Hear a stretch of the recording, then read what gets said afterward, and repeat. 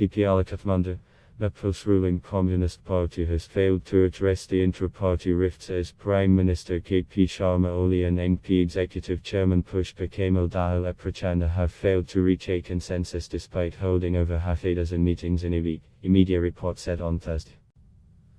On Wednesday, a crucial meeting of the NP's 45-member standing committee was postponed till Friday.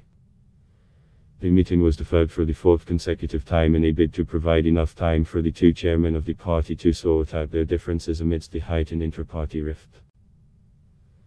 The political future of 68-year-old Dahal is expected to be decided on Friday during the standing committee meeting, amidst the growing involvement of Hu Yankui, the Chinese ambassador to Nepal, to save his chair. The Prachanda faction, backed by senior leaders and former Prime Ministers Madhav Kumar Nepal and Holanath Kanal, has been demanding Oli's resignation, saying his recent anti-India remarks were neither politically correct nor diplomatically appropriate. The differences between the two factions of the Nepal Communist Party, one led by Oli and the other by Prachanda on the issue of power sharing, is recently intensified after the Prime Minister unilaterally decided to prorate the budget session of Parliament in order to the government's lackluster response to the COVID-19 pandemic and his unilateral actions, bypassing the pact.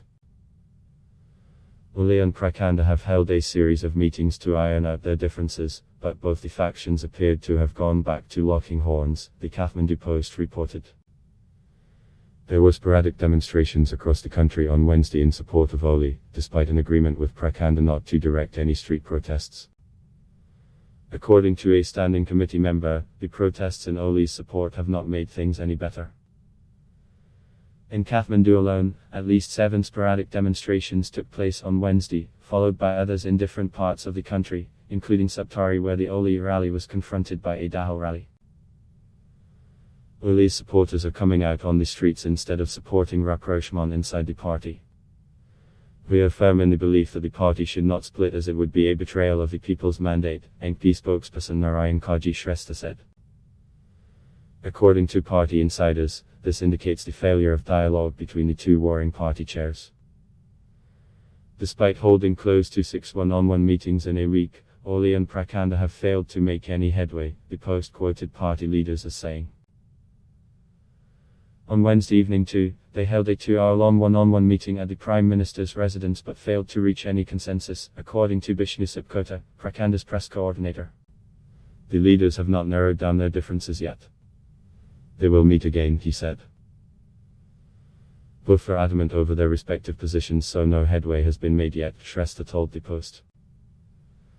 According to a party member, Oli has been saying he is ready to obey what the party says and will correct his working style, but he will not step down because he became Prime Minister due to the people's mandate, and he is also the elected chair of the party. Prachanda, Madhav Nepal, Kanal and former Deputy Prime Minister Bamdev Gautam are all seeking a bigger role in the party, and by extension, the government. There is a deadlock. There is no other option than to find a middle path to stop the party from splitting, but we haven't found the magic formula yet, said Standing Committee member Raghuji Pant. China's ambassador, who has recently met with the senior leaders of the NP including Madhav Nepal, Kanal, as hectic negotiations for a power-sharing deal were going on between Oli and the dissident group led by Prachanda. A number of political party leaders have termed the Chinese envoy's series of meetings with the ruling party leaders as interference in Nepal's internal political affairs.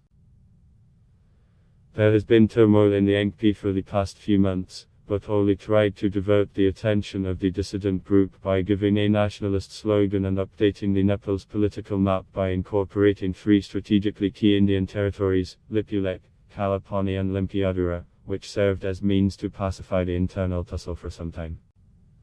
However, the turmoil again surfaced since last week, after Oli accused the dissident groups led by Prachanda of hatching a conspiracy to remove him with the help of the southern neighbor.